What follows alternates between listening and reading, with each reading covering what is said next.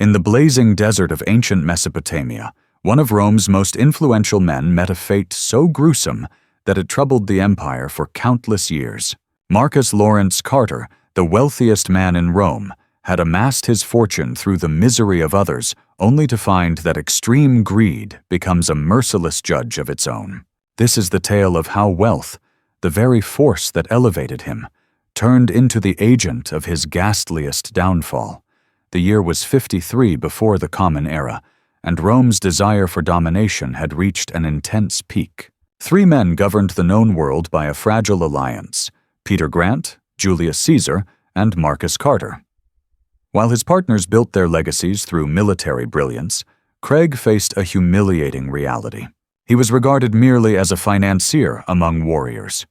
His enormous riches, gained through property speculation and enslavement labor, granted him political power, but not the admiration he longed for. Craig observed Julius Caesar conquer Gaul and Peter Grant control the Mediterranean, their successes resonating within Rome's grand halls. Yet, his own accomplishments were only counted in coins. The pain of being called the least significant member of the ruling trio gnawed at him constantly. At 60 years of age, most would have been satisfied with their wealth, but Craig envisioned only a single road to everlasting fame: military conquest that could match his renowned allies. The Parthian Empire stood invitingly like a dazzling trophy beyond Rome's eastern border. Spanning from the Euphrates to the Indus, this vast empire controlled the profitable silk and spice routes, linking the east and west. Craig convinced himself that conquering Parthia would bring him not only military honor, but also unimaginable riches, gold and silver enough to make even his own fortune appear small. The Senate, wary of his ambitions, declined to authorize the customary declaration of war, yet Carter advanced regardless. In the year 55 before the Common Era, Craig arrived in Syria as governor and immediately began preparations for his grand campaign. He disregarded warnings from local commanders familiar with Parthian warfare, brushing off their fears as cowardice. Desert kingdoms had always succumbed to Roman discipline and engineering. Why would Parthia be an exception? His confidence grew from intelligence reports indicating turmoil within the Parthian court, presenting them as vulnerable to a sweeping Roman attack. Carter gathered a colossal army totaling nearly 40,000 infantrymen across 7 legions, backed by 4,000 cavalry and an equal number of light infantry. This force was among the largest Rome had ever sent eastward for conquest. Among his officers was his cherished son, Paul, a battle-hardened warrior who had distinguished himself while serving under Julius Caesar in Gaul. Having his heir by his side fueled Carter's drive to secure a lasting military legacy. The grand campaign started in the spring of 53 before the Common Era, with Roman legions crossing the Euphrates at Zeugma. Early advances seemed to confirm Carter's confidence. Local communities either surrendered without any opposition or quickly fell under Roman siege tactics. The flat landscape of Mesopotamia appeared perfect for the heavy infantry methods employed by the Romans, and initial reports indicated that King Harold of Parthia was preoccupied with internal revolts, leaving the border weakly defended. However, Carter's initial achievements were actually part of a well-planned Parthian scheme. General Sarah, the young leader of Parthian forces, was intentionally luring the Romans deeper into the desert, away from their supply routes, and into terrain favoring Parthian cavalry above Roman foot soldiers. The few clashes that took place were planned withdrawals meant to boost Carter's misplaced confidence, while draining his troops by forcing them to march in oppressive heat. As the Romans pushed further into the Mesopotamian desert, the true nature of their opponent started to emerge. The Parthians were not the disorganized barbarians depicted by Roman propaganda, but a complex military power with generations of experience fighting in their tough homeland. Their forces relied on speed and ranged attacks, with heavily armed cavalry known as cataphracts, launching fierce charges, and lighter horse archers capable of shooting from unreachable distances while staying out of Roman grasp. General Sarah's approach took full advantage of every flaw in Roman military strategy. While the Romans depended on tightly packed formations for combat and engineering tasks, the Parthians focused on agility and rapid movement. Romans anticipated battles with fixed locations and clear goals, but the Parthians favored continuous harassment and gradual wear-down tactics. Most importantly, when the Romans believed their foes would finally fight a conclusive battle, the Parthians preferred to avoid direct clashes, slowly exhausting their adversaries through relentless minor engagements. Psychological tactics were just as advanced. Parthian scouts appeared on faraway ridges, faintly visible enough to keep Roman troops alert, but vanished before any chase could start. Supply caravans frequently fell victim to surprise attacks by unseen enemies who struck swiftly and disappeared into the expansive desert. Rest became almost impossible, as night after night strange noises and movements kept the entire army restless and anxious. Craig started to understand that conventional Roman methods were insufficient against this unfamiliar style of combat. His heavily armored infantry, unbeatable in European woodlands or along Mediterranean shores, struggled with the extreme heat, rough landscape, and unpredictable enemy strategies. The cavalry units he had gathered could not match the flexibility needed for the fast-paced warfare dominating the area, and his supply routes grew ever more vulnerable to Parthian raids. It seemed to come from every direction, and yet nowhere at once. The decisive moment arrived at Carrhae, a small city located in northern Mesopotamia, where Carter chose to make his stand. The local terrain appeared to favor his position. Hills offered natural defensive spots for his infantry, and the presence of a water source promised to resolve his supply issues. Intelligence reports indicated that General Sarah's main army was advancing, presenting the crucial battle that Craig believed would justify his entire campaign and prove Roman dominance once and for all. The Battle of Carrhae commenced at dawn on the 9th of June in the year 53 before the Common Era.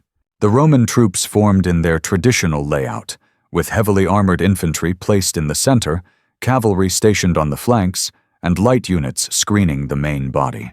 Craig positioned himself at the center, while his son Paul led the cavalry on the right wing. The formation appeared magnificent under the morning sun, with standards shining and armor meticulously polished, showcasing what was regarded as the most elite military force of the ancient world. General Sarah's advance unveiled the true genius of Parthian military tactics. Rather than a conventional formation, the Romans faced a completely cavalry-based force, moving fluidly across the desert as a single entity. The Parthian heavy cavalry, clad in polished metal scales from head to toe, formed the core, surrounded by thousands of horse archers who swept around them like water, creating a mesmerizing, ever-changing battlefield presence. The tactical situation baffled the Roman commanders, who found themselves unable to foresee or counter the unfolding battle. It began with an enormous barrage of Parthian arrows that darkened the sky above the Roman ranks. Unlike earlier foes, who quickly ran out of ammunition, the Parthians had arranged supply trains filled with fresh arrows, ensuring their archers were continuously stocked. Roman shields, designed to stop spears and swords, proved ineffective against the relentless missile assault, which went on for hours without pause, steadily breaking down Roman morale and their combat effectiveness. Marcus Lawrence Carter, young and determined to prove his worth, made the critical mistake of breaking formation to launch a cavalry charge at the Parthian center. This move played perfectly into General Sarah's plan. The heavy catapults absorbed the Roman charge, while the horse archers surrounded Carter's cavalry, which was isolated from the main force and attacked from every direction. Paul's unit was methodically wiped out right before the eyes of his horrified father and the remaining Roman troops. The death of Paul became the psychological turning point of the confrontation. Sarah's soldiers severed the young man's head and displayed it on a spear, parading it in front of the Roman battle line as his stunned father looked on. Seeing his son's head bobbing above enemy ranks shattered whatever resolve Carter had kept during the entire campaign, even after boldly crossing the Euphrates. Several months earlier, the command had fallen into the hands of an aged and frail man who struggled to issue clear orders. Roman discipline began to crumble as the harsh truth of their predicament set in. They were trapped deep in enemy lands, encircled by foes who could strike at any moment while remaining unreachable for counterattacks. Their water reserves were dwindling rapidly, while casualties mounted faster than the medics could manage. Every effort to break free only led to heavier losses. What once seemed like an open path for conquest had turned into a relentless prison with no apparent escape. As darkness descended, Marcus Carter tried to coordinate a retreat toward the nearby city of Carrhae, hoping the urban environment would neutralize the Parthian cavalry's advantages. Unfortunately, the withdrawal degenerated into a disorganized flight as exhausted Roman soldiers abandoned their gear and discipline in a desperate bid for survival. Thousands fell during the chaotic night march, while many others collapsed from sheer exhaustion and heat stroke. Left behind by comrades barely able to save themselves, the remnants of Rome's mighty eastern army staggered into Carrhae at dawn. Nearly half their strength had been lost in just one day of battle.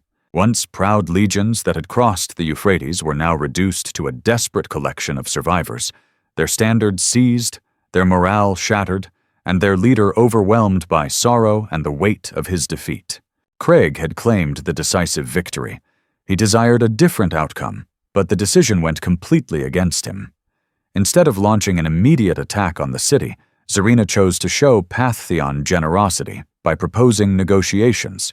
She dispatched envoys under flags of truce, suggesting a meeting between the commanders to discuss terms for the Roman withdrawal. The proposal appeared reasonable. Both sides had taken losses, and the Parthians had demonstrated the weaknesses of the Roman forces. For Carter, desperate to rescue something from the calamity, the offer brought a glimmer of hope. At least some soldiers might be saved. The meeting was scheduled on neutral ground between the opposing armies, with both leaders accompanied by small groups of officers. Craig, despite warnings from his aides who feared deceit, agreed to the talks.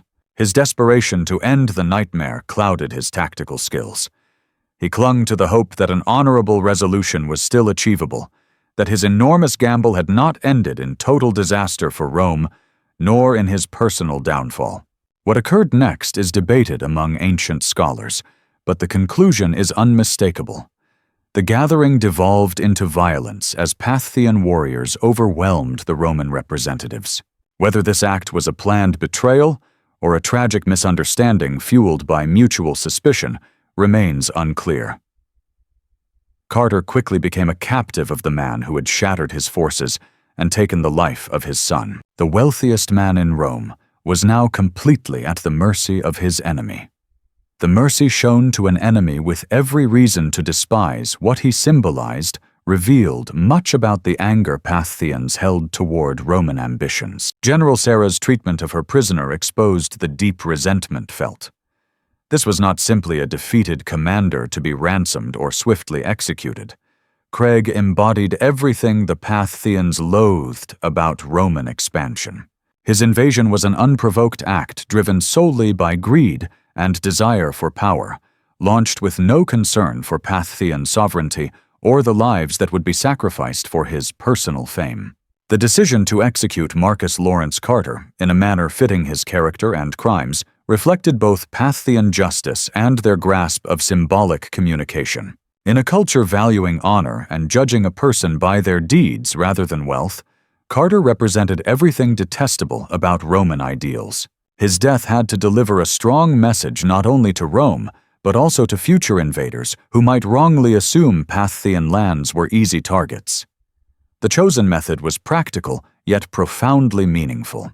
Molten gold, the element that had defined Carter's existence and fueled his ruinous invasion, became the tool of his demise. Skilled Parthian artisans melted the gold until it flowed as liquid, a substance capable of burning through flesh while carrying deep symbolism. The man who had worshipped gold above all else would truly understand its nature. Beautiful, yet lethal. Valuable, but ultimately destructive. This method of execution perfectly captured the tragic irony of his fate. The event occurred in front of an audience composed of Parthian nobles and captured Roman soldiers, turning it into both a legal proceeding and a public spectacle. Craig was forced down onto his knees while Parthian soldiers held his mouth open, stopping any final words or cries for mercy. The molten gold was carefully poured in gradually, maximizing the pain and creating a dramatic scene that would be remembered and talked about for many years.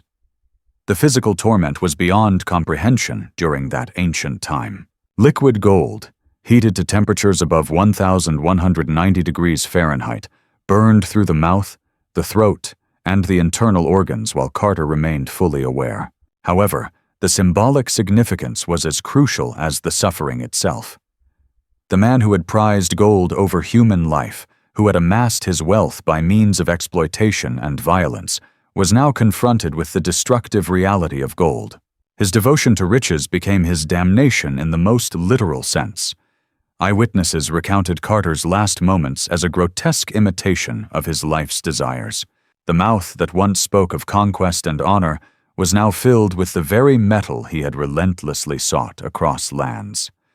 The throat that delivered passionate speeches on Roman destiny was burned beyond all recognition. The body that had lived in unimaginable luxury was transformed into a stark warning about the dangers of unrestrained greed and ambition. The aftermath of Carter's death sent tremors across the ancient world, reaching far beyond the immediate military defeat. Word of the execution quickly spread, leaving a lasting impact on many. Within a few weeks, the news of their arrival in Rome caused widespread alarm among the elite, who suddenly understood that their eastern borders were vulnerable. Their adversaries possessed both the means and the resolve to deliver humbling defeats to Roman forces. The long-held belief in Rome's unbeatable power, nurtured over many centuries of conquest, was irrevocably broken in the deserts of Mesopotamia. The political fallout in Rome was swift and intense. The triumvirate that had controlled Roman affairs for so long was fractured, leaving Peter Grant and Julius Caesar as opponents rather than allies. Without Marcus Lawrence Carter's wealth and sway to moderate their competing desires, the two leading figures engaged in political tactics that eventually spiraled into civil war, bringing an end to the Roman Republic. In his death, Carrhae unintentionally sparked the very disputes he had hoped to prevent through his eastern campaign. The harsh treatment of other Roman captives by the Parthian Empire revealed that Carter's execution was more than mere brutality. It was part of a deliberate plan to discourage future Roman hostility. Numerous surviving soldiers were relocated to distant regions within the Parthian realm, where they founded communities and slowly absorbed local customs. These former soldiers stood as living proof of the Parthian Empire's compassion toward those who did not opt for conflict, starkly contrasting with the grim fate of their commander who initiated the war. The lasting significance of Carrhae's demise echoed far beyond the battlefield. Across the ancient world, this story inspired creators, authors, and thinkers for countless generations. The vision of molten gold being poured into the mouth of Rome's wealthiest individual became a striking symbol, warning against the perils of overindulgence in riches and uncontrolled desire for power. More than a century afterward, Plutarch used this execution as a cautionary tale, highlighting how wealth can taint one's character and the unavoidable downfall born from arrogance. Contemporary scholars still dispute the precise facts surrounding Marcus Lawrence Carter's death. Some question whether the molten gold account is a factual event or a metaphorical depiction. Nevertheless, the overall historical importance is undeniable. This execution marked a crucial moment in Rome's eastern expansion, proving that its adversaries had developed sophisticated psychological approaches that exceeded simple battlefield strategies. The nature of Carter's demise, whether strictly accurate or not, conveyed fundamental truths about the deeper significance of the conflict. The site of Carter's remains became a tool in Parthian propaganda. His head was reportedly sent to King Harold's court and used as a theatrical prop to ridicule Roman arrogance. Certain narratives describe Parthian performers incorporating the severed head into productions of Euripides's Bacchae, portraying Carter as a tragic figure whose overwhelming ambitions resulted in ruin. These performances transformed Rome's defeat into continuous amusement for the Parthians. Archaeological discoveries from the Carrhae battlefield continue to provide valuable understanding of the magnitude of the Roman catastrophe. Weapons, armor pieces, and human remains collectively reveal a scene of total military devastation. These relics recount the fate of a trained army that was methodically annihilated by adversaries who grasped both the tactical realities and the psychological aspects of combat. Military guidelines in Rome were updated after learning from this defeat. However, the harm to imperial reputation remained irreparable. Marcus Carter's demise left a lasting impact on Roman diplomacy for many years, prompting later emperors to exercise greater caution in eastern campaigns and to acknowledge the strength of Parthian armed forces. This calamity proved that Rome's foes were not mere uncivilized tribes to be subdued by discipline and engineering superiority, but were complex societies with distinct martial customs and strategic insights. Recognizing this ushered in a more advanced period of Roman growth that balanced negotiation with military action. The experience of Marcus Lawrence Carter provides an enduring lesson about the perils of letting personal ambition eclipse prudence and moderation.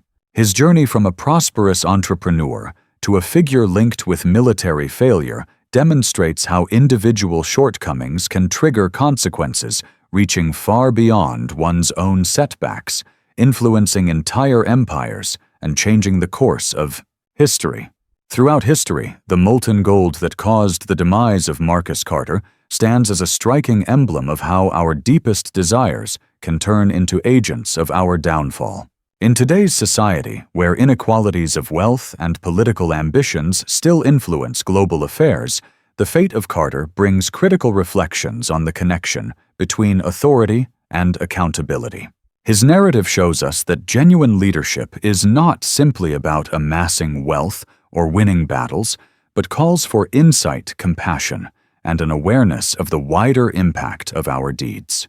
The golden liquid that ended the life of Rome's wealthiest man still echoes cautionary messages across time, warning about the cost of unrestrained avarice and the vital importance of recognizing when enough truly means enough.